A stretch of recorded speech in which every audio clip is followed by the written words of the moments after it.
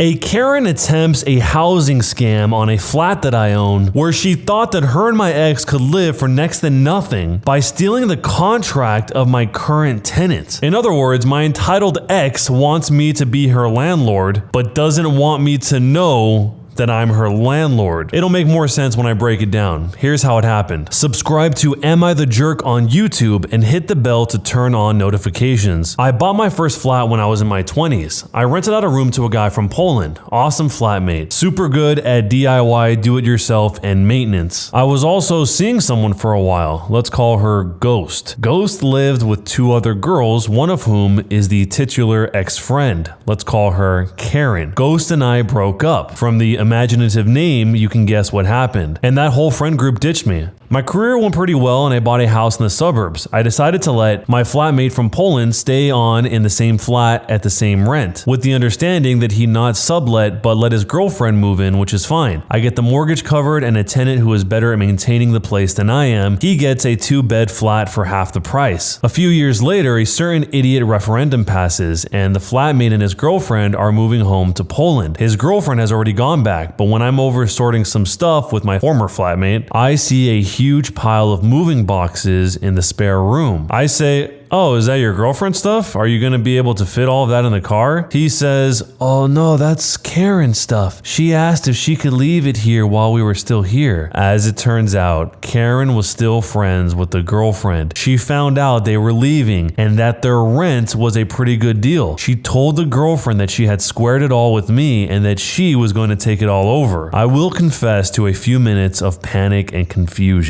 I have not spoken to this person in years. She thinks she is going to move into my flat and doesn't even ask? How does she even intend to pay rent given she has made 0 attempts to contact me? And why would I not go for market rate? I'm honestly baffled and somewhat morbidly fascinated to find out how she thinks this was going to work. I don't really want to get into some kind of ridiculous squatters' rights squabble with them, so I contacted my solicitor, think a non-trial lawyer. She recommends I get the locks changed and I install a security camera for when Karen turns up and tries to get in. I think she's quite excited by the drama, a bit more interesting than what she's used to doing. I explain all this to my former flatmate and he agrees to move out 2 weeks early and even helps me fit the doorbell camera. He really was the best. So that's where we are. I pretty much have the Ring app open constantly on my phone. I have pretty clear instructions not to say anything other than give my solicitor's information and record any and all correspondence when it happens. I'm presuming she will hear from my girlfriend though. I'll post an update if anything interesting comes of it. Turns out there was an update. Today at lunchtime, Karen turned up and tried to get into the flat. She was not alone. Ghost was with her and they had a key. I feel stupid for not remembering that Ghost probably had one from when we were together. I didn't think she'd keep it after she ditched me, but probably should have changed the locks back then. Oops. Sorry, tenants.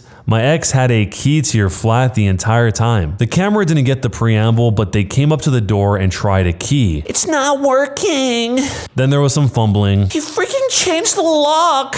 Some more descriptive language, presumably about me and my parentage, that I can't wait to have a solicitor read back to them. Then they continue to take turns trying the key. I connect to this point, but I don't say anything. They try the doorbell, but it doesn't make any noise because I'm connected. I think it's lit up, but I guess they don't realize that means I'm watching. I thought Ring cameras had a siren to give them a fright, but I couldn't find it. They bang on the door and window a bit before walking off. I stayed listening through the camera, but didn't hear anything. Still, eerily quiet on the phone. The video was sent to the solicitor anyway. I've had 2 calls from unknown numbers. I'm not going to answer. I will wait for someone to text me and then send them the solicitor's contact info. More to come in, I guess. In hindsight, I probably should have waited to see how this played out before posting. The solicitor would probably be upset with me if she knew I was posting this. Jumping into the future, there was another update. After a whole bunch of phone calls from random numbers, I finally got one from Ghost's father. He was always a gentleman who I got on with, so I sent him a polite message saying, if this was about the flat, please direct this to my solicitor and give him the details. details. He said, okay. And the solicitor said that he contacted her and is going to meet her on Friday. So I guess I could update the title to say that my entitled ex wants me to be her landlord. I did some snooping on social media. I deleted my Facebook years ago. It seems that Ghost and Karen's other housemate is getting married soon. They were all living rent-free in the bride's nan's old house. So I'm guessing the impending nuptials are the reason Ghost and Karen are looking for somewhere new and cheap to live. Not really my problem though. So this is how it all turns out in the final update. Things have taken a turn from entitled to just plain dumb. Karen, Ghost, and Ghost Dad met with the solicitor today where they unveiled their secret weapon. They had a copy of my lease with my former flatmate. I was right in that their rent-free ride was over and they had no money saved. Ghost had used me as a cash machine for years. I guess she just thought that I would roll over. Lol, no, as the kids say. So these brainiacs' plan was that they would take over the existing lease agreement with my former flatmate and girlfriend without my involvement. They had a key, they had my payment details from the tenancy agreement. Girlfriend just cost former flatmate and her a wedding gift. Luckily, the account's sole purpose was for rent, so I can change that number easily. They thought they could just write their names on the form as well, and it would all be legally binding. Never mind the fact that there is no subletting, the agreement was with someone else, and the agreement was terminated by my former flatmate. Solicitor says they only tried to argue their point for a minute before giving up. Meeting at her office gave her a real home field psychological advantage, I think. That and, you know, every law on the land. She was laughing on the phone about it. Honestly, these people are nearly 40 years old. How they have no idea how a lease works is beyond me. Although I don't think they believed it, I think it's just because they got caught and are trying to spin it. Long, stupid story short, Ghost's dad had agreed to pay a moving company to collect the boxes and bring them to his house. I need to be there for that, but I will slam the door at the first sign of anyone other than a mover. I'm out about 350 quid in solicitor's fees. I can accept that. Like I said, no wedding present for my former flatmate now. I mean, I'd preferred to not have that happen, but who knows what would have happened if they got in or got their day in court. There is a non-zero chance I could have been put in a bad spot by a justice based on some sob story. Even in the likely case I'd win, the only people who make money in these things are the lawyers. Punitive damages aren't really a thing here. The courts would just send everyone on their way. At least I'll always have a video of my ex failing to pull a fast one on me and the record of her being called to my solicitor's office like they've been called into the office by the head teacher. A quick note on why I don't just chuck her things out the door. Flats here tend to be open to the outside, not a corridor, so it would be the same thing as chucking it out in the rain, and there is a legal duty of care. It's called being an involuntary bailee. It sucks, but it's a pretty common landlord problem, and Karen is a Karen. At least twice I've seen her complain in a restaurant to get her meal comped. Rules are a weapon to use against others. She would absolutely have made trouble for me. So that's hopefully it. Thanks for sticking with me, and hopefully at the very least it will serve as a cautionary tale about changing your locks if you get dumped. With all that said, was I the jerk? I'm stretching my mind, I'm opening my eyes, and still I can't see any possible way that Karen and the ghost thought that this would actually work. How could this even possibly happen? Maybe they just thought that